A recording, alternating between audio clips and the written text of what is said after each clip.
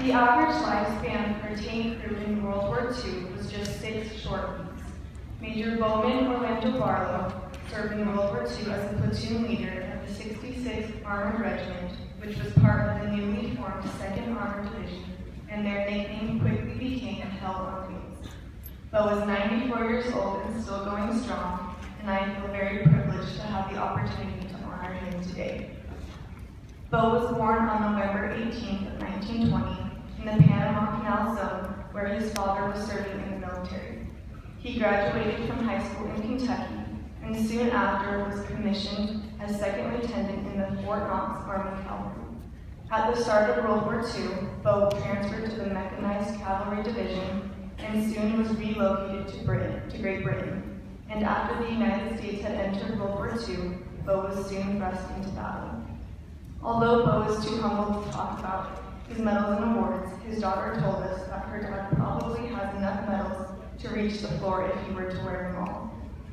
Bo has received the Silver Star Medal, which is the 3rd highest award that can be given to any person serving in the United States Armed Forces.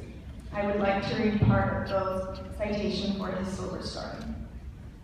For gallantry in action against the enemy on August 6th of 1944 in France, Lieutenant Barlow led his platoon of tanks into position for battle. He dismounted his tank to scout out the enemy area on foot, and once he had done so, he returned to his tank when suddenly it was hit and knocked out of action. Bo then continued on foot to the enemy tanks and used himself as an aiming point for his troops to direct their tank fire. Bo said he knew he would likely die going into this, but he had just lost his good friends in his own tank that was hit, so he proceeded.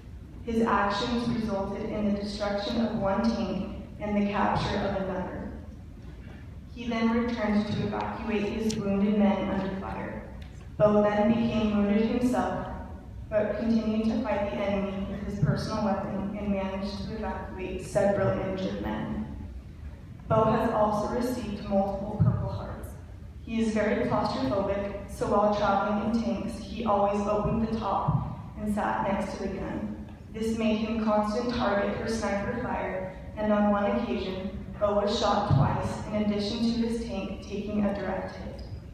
Bo was later severely wounded by an incoming mortar shell that ricocheted off the tank and went through his femur. Amazingly, they saved his leg, but Bo was sidelined for the rest of World War II and spent the next 2 years of his life in various hospitals. After recovering, Bo continued his military service in the Korean War, serving as captain and eventually reaching the rank of major in command of nearly 100 tanks. After the Korean War, Bo moved to Washington, D.C. to work at the Pentagon.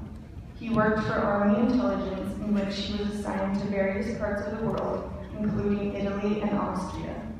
After retirement, Bo moved to Utah and has been living here ever since. After such a long military career, you might think that some of his medals or awards are what Bo is most proud of, but he is most proud to say that he never lost ground during war.